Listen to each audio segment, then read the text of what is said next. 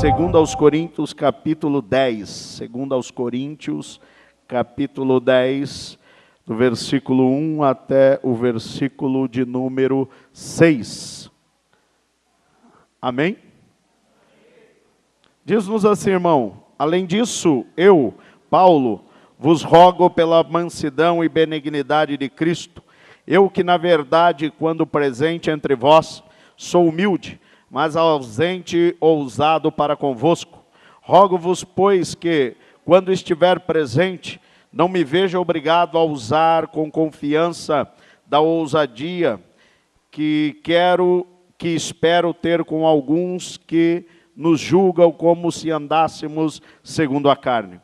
Porque andando na carne não militamos segundo a carne, porque as armas da nossa milícia não são carnais, mas sim poderosas em Deus para a destruição das fortalezas, destruindo os conselhos e toda a altivez que se levanta contra o conhecimento de Deus, e levando cativo todo entendimento e obediência de Cristo, e estando prontos para vingar toda a desobediência, quando for cumprida a vossa obediência. Amém, meus irmãos? Bendito seja o nosso Deus. Bom, meus irmãos, a respeito desta epístola, eu já tenho falado outras vezes com os irmãos, porém nós queremos dar uma repicada, né, no que significa esta segunda epístola que Paulo está enviando à igreja de Corinto. A igreja que estava situada na região, na cidade de Corinto, é uma igreja que Paulo fundou e pastoreou esta igreja durante 1 ano e meio. Paulo, quando sai da igreja de Corinto, ele deixa o irmão Apolo pastoreando esta igreja. Esta igreja teve muitos problemas. É verdade que era uma igreja que tinha uma espiritualidade, porém a sua espiritualidade não estava bem organizada ou bem ordenada, né? Se é que podemos dizer uma espiritualidade organizada. Porém, o que estava havendo uma desordem dentro da igreja, havia também alguns pecados dentro da igreja, que Paulo, ele diz que havia alguns pecados dentro daquela igreja, que nem mesmo entre os gentios havia, né? Nem mesmo entre os incrédulos havia tais pecados que havia dentro da igreja. Então era uma igreja que estava com muitos problemas, havia confusões, divisões, não é? Havia os grupos partidários que diziam: eu sou de Paulo, eu sou de Cefas, eu sou de Apolo, eu sou de Cristo. Então havia algumas divisões. Havia também problemas na hora de ministrarem a ceia, de celebrarem a ceia, havia problemas. Então Paulo, ele escreve a sua primeira epístola a esta igreja. Escrevendo então esta primeira epístola, Paulo, ele corrige alguns erros que estavam naquela igreja, alguns problemas doutrinários, os diversos problemas que havia na igreja em Corinto. Paulo, então, ele corrige através daquela epístola. Porém, irmãos, alguns não a recebem muito bem.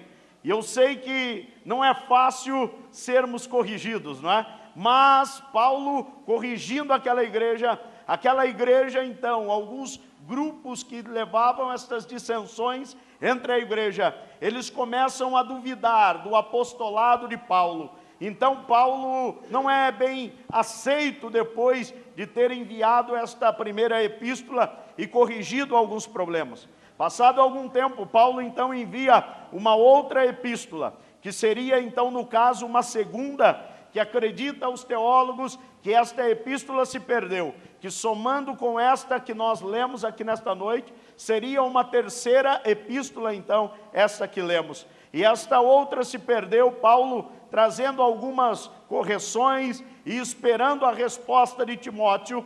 Paulo então, depois de receber a resposta de Timóteo, e Timóteo dar as orientações para ele, como a igreja recebeu aquela outra epístola, então Paulo escreve esta segunda epístola, né, que nós chamamos de segunda, mas que talvez seria uma terceira epístola. E aí Paulo então vai falar com a igreja, trazendo algumas orientações e também defendendo o seu apostolado, dizendo que se ele não era apóstolo para os outros, ele era ao menos para eles, porque aquela igreja ele havia fundado, ele havia ensinado os primeiros passos para eles, havia levado eles ao conhecimento do Evangelho. Então Paulo, ele vai levar todas estas orientações. E quando nós chegamos no capítulo 10, nós vamos encontrar ele falando sobre a sua autoridade apostólica. E o texto que nós queremos tomar como base é o versículo 4, que ele diz: porque as armas da nossa milícia não são carnais, mas sim poderosas em Deus para a destruição das fortalezas. Então nós vamos compreender, irmãos, que toda a obra de Deus, todo o ministério de Deus e o mistério de Deus, ele nos deu condições de vivermos uma vida espiritualmente correta, de maneira que nós venhamos a enfrentar ou a destruir tudo aquilo que o diabo tem preparado para a igreja de Jesus Cristo. Nós estávamos lá em Foz do Iguaçu e numa noite, sentado eu, o irmão Luiz e o irmão Marcos, né, ali no hall do hotel, o irmão Marcos, por bondade, resolveu pagar alguns sorvetes ali para nós, enquanto nós chupávamos ali alguns sorvetes, né, alguns não, só um, né, só um, mas outro dia nós vamos nos reunir para chupar mais sorvetes. Então, enquanto nós estávamos ali, conversando ali no hotel e participando daqueles sorvetes, o Marcos me disse uma coisa e eu fiquei pensando sobre ela. Ele disse na sua palavra, ele diz: pastor, a igreja não tem problema.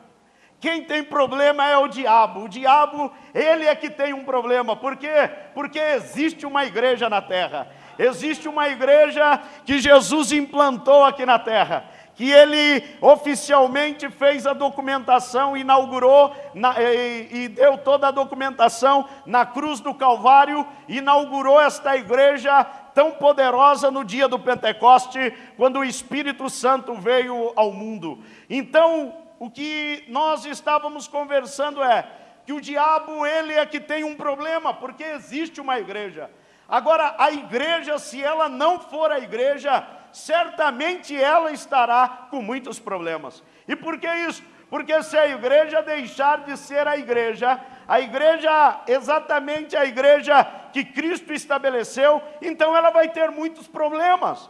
Haverá confusões dentro da igreja, haverá pecados dentro da igreja, haverá toda sorte de imoralidade e idolatria dentro da igreja. E por quê? Porque ela não é a igreja de Jesus Cristo. E se ela não for a igreja de Jesus Cristo, ela estará com muitos problemas. O diabo terá atingido facilmente o seu objetivo. E os religiosos serão piores do que os incrédulos. Era o mesmo que estava acontecendo na igreja de Corinto.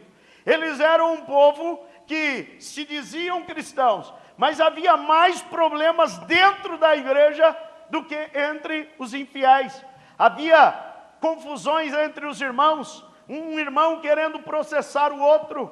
Havia alguém dormindo com a sua própria madrasta. Havia tantos problemas naquela igreja, que nem entre os infiéis havia. E por que isso? Porque aquela igreja, irmãos, ela estava fora do objetivo de Deus. Ela estava fora do propósito de Deus. Ela não estava manifestando a verdade de Deus. E se a igreja não manifesta a verdade de Deus, tenha certeza, irmãos, não é porque Deus um dia estabeleceu uma igreja em qualquer lugar, é que Deus vai dar suporte para ela, se ela não estiver fazendo a vontade de Deus.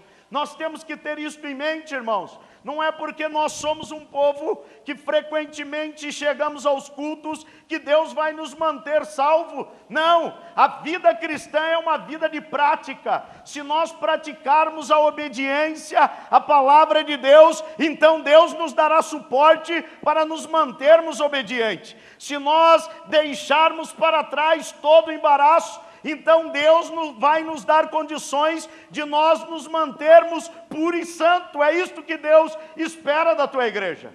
Não que a igreja esteja embaraçada com qualquer coisa desta vida, mas a igreja deve estar ligada ao céu, com uma única sintonia, com o céu, ligado a Deus, ligado ao Cristo e ao Espírito Santo. Este deve ser o objetivo da igreja.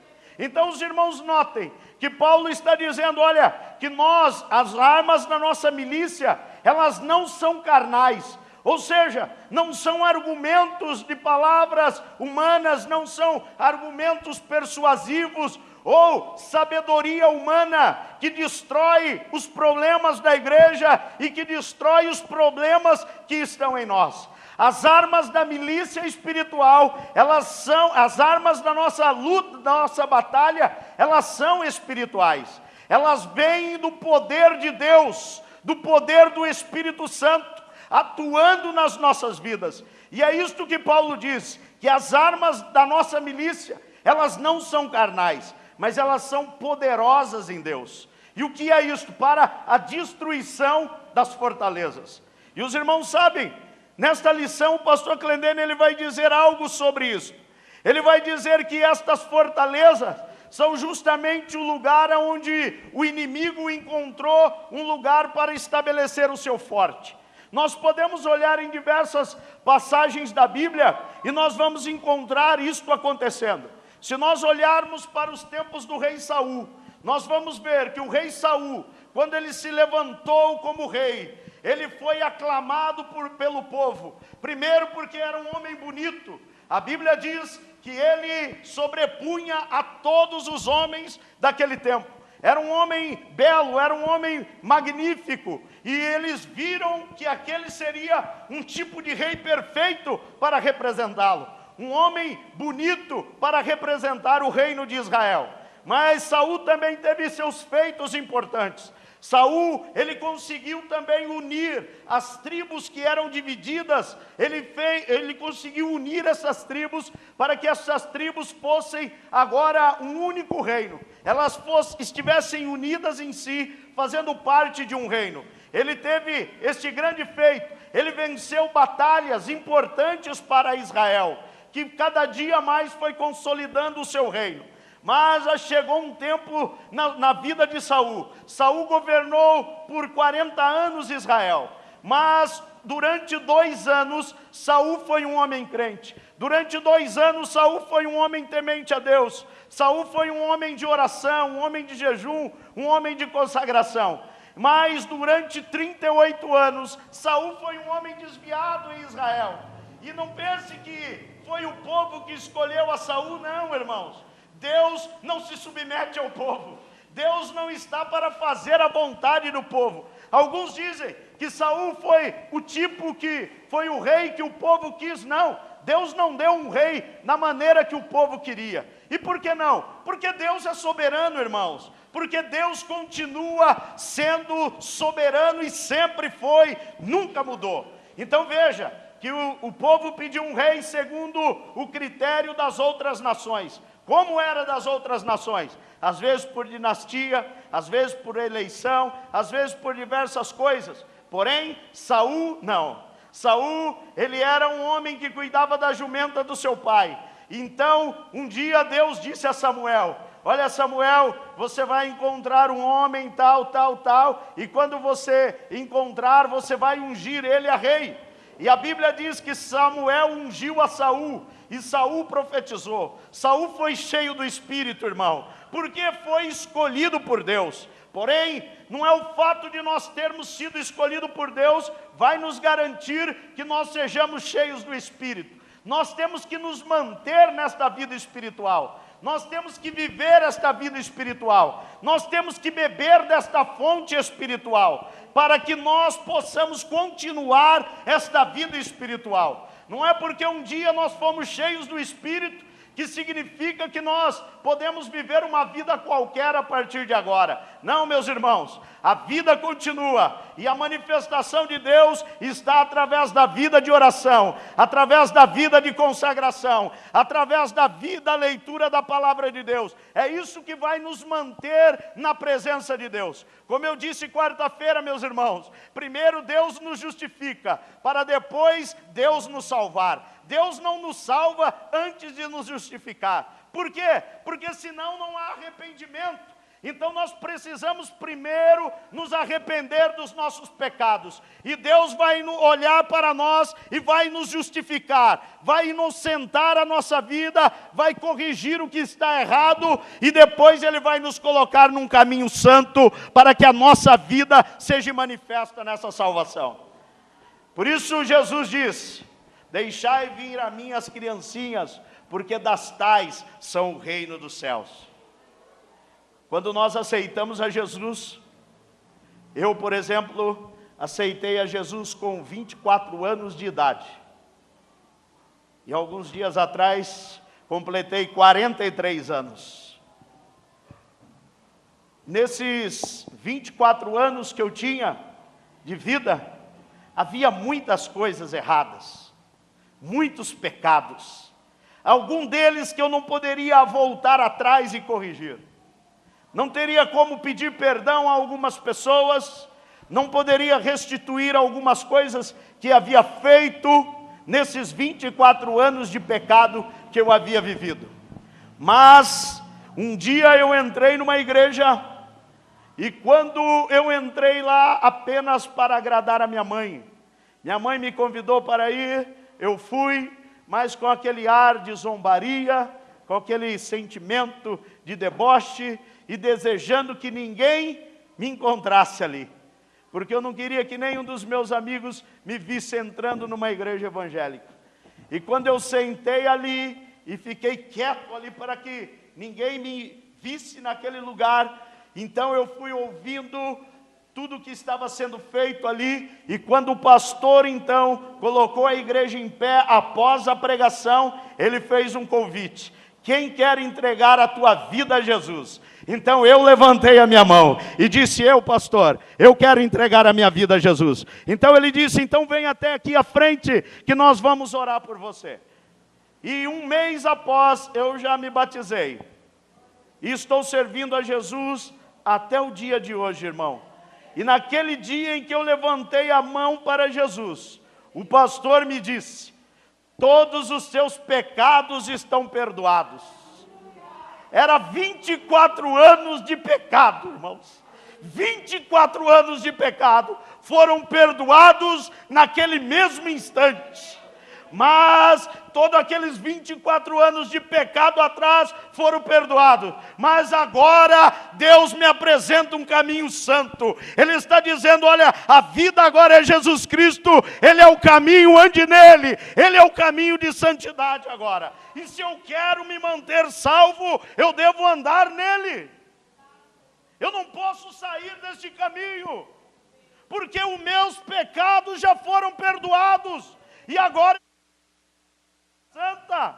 Jesus disse àquela mulher: pega no ato de adultério, mulher, aonde estão os teus acusadores? Eles não te condenam, nem eu, mas vai e não peques mais. Ou seja, todos os seus pecados foram perdoados, mas ande num caminho santo agora. Acerte a tua vida, corrija a tua vida e viva para a glória de Deus. Este deve ser o caminho da igreja, este deve ser o propósito da igreja. Mas então os irmãos vejam que Saul, naquela vida dele, naquela vida que ele viveu, ele começou a maneira de Deus apertar a Saul, era através dos filisteus. E os irmãos notem que ele tinha que, nos seus dias de batalha, ele estava em um lugar acampado, esperando que Samuel viesse orar para que desse a bênção, oferecesse o sacrifício para que eles pudessem ir para a batalha. Samuel não chegou nos dias aprazíveis, como diz a Bíblia, porém, então ele mesmo fez o sacrifício. E quando Samuel perguntou a ele: por que você fez isso, Saul? Ele disse: porque eu vi que os filisteus já estavam acampados em Miquimás. O que é isso? Miquimás era uma cidade onde eles estabeleceram ali o seu forte. Dali eles estavam dentro de Israel. Dentro de Israel eles tinham um lugar estabelecido dentro daquela nação para poder enfrentar o seu próprio inimigo na sua própria terra.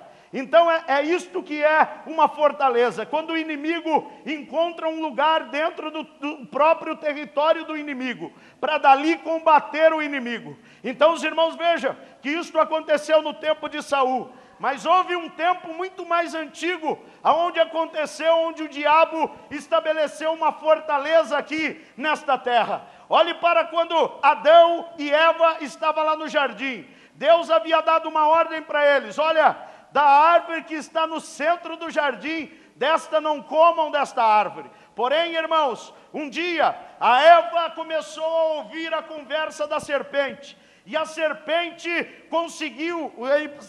influenciada pelo diabo, conseguiu convencer a Eva. Eva foi enganada pela serpente. Então o diabo conseguiu estabelecer um forte ali no Éden, enganando a Eva. E a Eva influenciou a Adão a cair no pecado, levando em consequência toda a raça.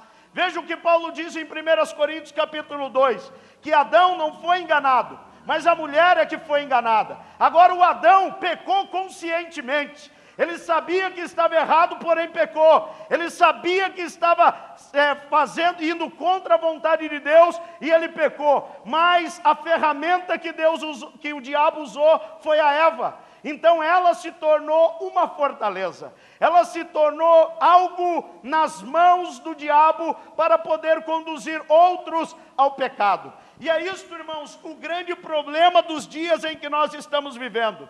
Porque o diabo, tudo que ele procura é estabelecer um forte na vida dos crentes, é estabelecer um forte no meio da igreja. E como funciona isso, pastor? Eu vou dizer aos irmãos: se você tem algo na tua vida, se nós temos algo na nossa vida, que nós temos vergonha de revelar à igreja que estamos vivendo, que está acontecendo, este é o lugar onde o diabo está trabalhando. Se você faz algo escondido, que você tem vergonha de trazer isto à tona, confessar tudo isso que está acontecendo, esta é a ferramenta do diabo para destruir as nossas vidas. É dali que ele vai trabalhar, é dali que ele vai cada vez mais estabelecer um lugar forte na minha e na tua vida. Agora Paulo está dizendo: as armas da nossa milícia não são carnais, mas são poderosas em Deus para a destruição de fortalezas. A palavra de Deus pode entrar aí no meu e no teu coração nesta noite e derrubar tudo isto que o diabo está armando contra a nossa vida. Ele pode, Deus, a palavra vir e trazer à tona, e nós nos arrependermos e confessarmos os nossos pecados a Deus e termos uma consciência pura e santa. É isso que Paulo estava dizendo. Porque senão, meus irmãos, nós sempre vamos ter aquele segredinho conosco, que nós vamos chamar de nossa fraqueza. Pastor, esta é a minha fraqueza. Deus, esta é a minha fraqueza. Senhor, esta é a minha fraqueza. E eu digo, irmão, isso não é fraqueza. Isso não é a fraqueza. Isto é uma fortaleza do diabo. É dali que o diabo vai começar a minar a nossa vida. E pode ver, irmãos, muito destas coisas que às vezes está em nós, e que nós não conseguimos trazer à tona, que nós não conseguimos nos livrar dela. E por quê, irmãos? Porque esta é a fortaleza, e não é fácil destruir estas fortalezas, não são fáceis. E por que não é fácil? Porque ela trata da nossa vida espiritual, meu irmão. Ela não está tratando de coisas, coisas efêmeras, coisas terrenas, não. Não é uma coisinha, irmão, que você vai ali na farmácia e diz: me dá um comprimido para vencer o pecado, me dá um comprimido para vencer a carne, me dá um comprimido aí. Não tem lá, irmão. Se o farmacêutico for um charlatão, até vai dar alguma coisa para você. Ó, toma esse remedinho aí, nunca mais você peca na vida. Só se matar, né? Mas se não, irmão, você vai viver no pecado. Não é uma coisa que você compra ali, que resolve, não. Isto é uma coisa que tem que ser destruída. E como é feito isso? A Bíblia diz que você precisa, que o valente precisa ser manietado, como diz a Bíblia. O que é isso? Quem é este valente? Isto é a carne. A carne é este valente. A carne é o que dá lugar a esta fortaleza. A carne é o que nos leva ao pecado. Então o valente precisa ser destruído, para que depois a casa possa ser limpa e adornada. Então o que é isto? A resposta para isto é a cruz de Jesus Cristo. A cruz elimina toda a carne. A cruz põe ao fim o homem forte. E aí a casa pode ser limpa e adornada. Como Jesus disse sobre aquela parábola, que ele diz, olha, e a casa foi limpa, e expulsou o demônio daquela casa, e a casa foi limpa e adornada, mas a casa não foi preenchida. E depois aqueles demônios disseram, vamos voltar para aquela casa. E o estágio foi pior do que o primeiro.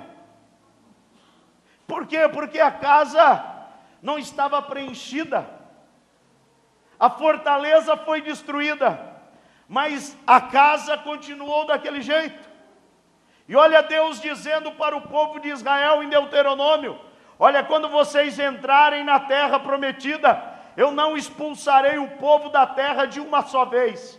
Eu expulsarei pouco a pouco. E ele está dizendo, e por que pouco a pouco? E Deus diz, porque a terra é grande, e vocês não podem ocupá-la ainda. Então, como vocês não podem ocupá-la, se eu desposar todos eles, então virão as bestas feras, e vão possuir a terra. Então, nós vamos ganhando espaço, irmãos, ganhando espaço, até que a nossa vida seja cheia de Deus. Não tenha mais nada do inimigo nas nossas vidas. A nossa vida possa estar pura para Deus. Não há nada que nos acuse. Ainda que o diabo nos acuse, mas ele pode nos acusar de algo que nós já acertamos com Deus. Não é algo que ainda está para ser acertado, não. Não há nada escondido na nossa vida. Como Paulo diz, que a nossa vida seja uma carta, um livro aberto, para que ninguém, irmãos, possa nos acusar. Como eu disse aos irmãos, quando eu aceitei a Jesus, eu havia vivido uma vida de pecado. E quando eu aceitei a Jesus, então eu chamei a minha esposa. E eu disse para ela quais eram os meus pecados. E ela ficou um bom tempo sem conversar comigo. Mas, irmão, estava tudo lá. Está tudo aqui, ó. Eu disse para ela, tudo que eu fiz é isso. Ninguém pode me acusar mais. Você sabe de todas as coisas. Eu estou dizendo para você e dizendo a Deus tudo que eu tenho feito, para que eu possa viver uma vida pura e santa, uma vida com a minha consciência tranquila, para que nada possa me acusar, e eu não venha dar um lugar ao diabo na minha própria vida. É isto, irmão. É isto que o diabo procura na vida dos crentes, um lugar forte, onde ele pode estabelecer esta fortaleza. Mas Paulo está falando das armas da nossa milícia. E qual é esta milícia, irmão? Nós estamos em um reino espiritual. Nós estamos militando no reino espiritual. A nossa luta não é contra a carne e contra sangue. A nossa luta é contra principados e potestades. Então a nossa batalha deve ser espiritual.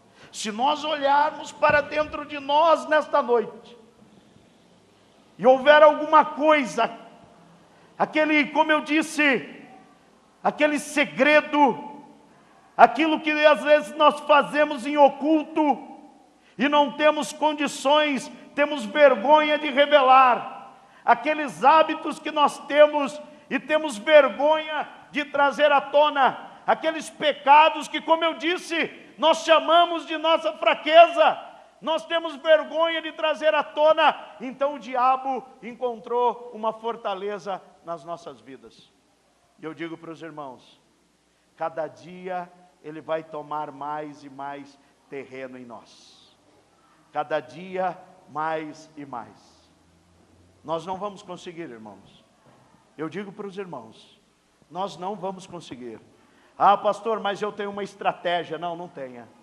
Essa estratégia não funciona para com Deus. Nós não conseguiremos enganar a Deus com a nossa estratégia. A única forma é deixarmos com que as armas desta milícia espiritual venha e destrua estas fortalezas em nós. Ezequiel tem um texto que diz que o rio estava correndo, e aonde aquele rio passava, aquele rio, tudo aquilo que tocava naquele rio ganhava vida. Por onde o rio passava, tudo ia brotando, tudo ia crescendo, tudo ia ganhando vida.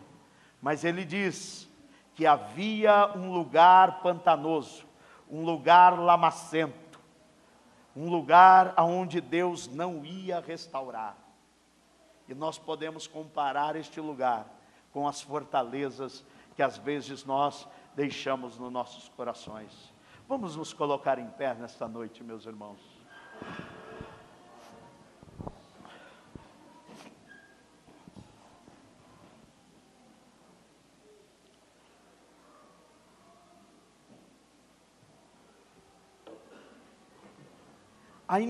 A ineficiência, irmãos, da vida cristã está justamente aí.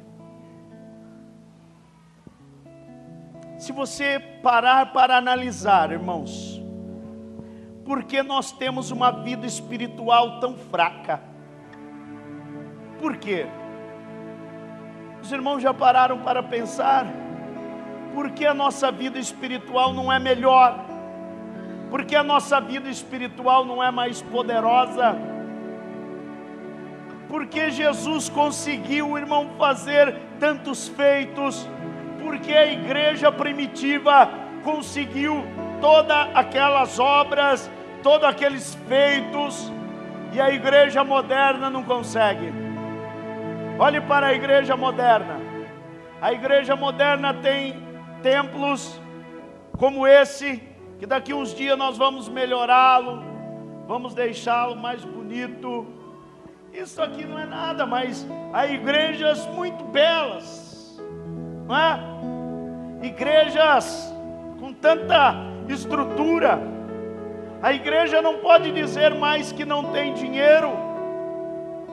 E por que esta igreja não consegue, irmãos, produzir o que Deus espera dela? Por que não? E eu digo por quê, irmão? Porque há uma fortaleza dentro da igreja moderna. Há uma fortaleza no coração dos crentes, há uma fortaleza dentro da igreja. Aquela igreja do princípio, irmão, ela não tinha nada, não tinha dinheiro, não tinha músico, não tinha microfone, nada, irmãos. Mas no seu coração estava cheio de Deus. Eles morriam pelo evangelho, eles se entregavam a Deus verdadeiramente, eles se dispunham de tudo. Mas a igreja moderna não, irmãos. A igreja moderna compete com ela mesma.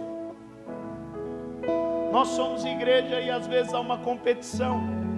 Se o ministério tal está crescendo, se o ministério tal não está crescendo, há uma competição entre as igrejas. Isto é a fortaleza de Satanás. Aquela igreja de Atos tinha tudo em comum. Ela vivia uma vida uns pelos outros. E a igreja moderna não, irmãos. Às vezes há ódio entre os irmãos. Às vezes, irmãos, há inveja entre os irmãos. Às vezes, nós dizemos que não, mas há um ressentimento entre um e outro. E tudo isso é a fortaleza de Satanás. Às vezes há um pecado não confessado. Às vezes é uma coisinha, pastor, não, já ficou para trás, está lá atrás, mas é por isso, irmão, está lá atrás, mas não é tempo que perdoa pecado, é arrependimento verdadeiro que perdoa os teus pecados.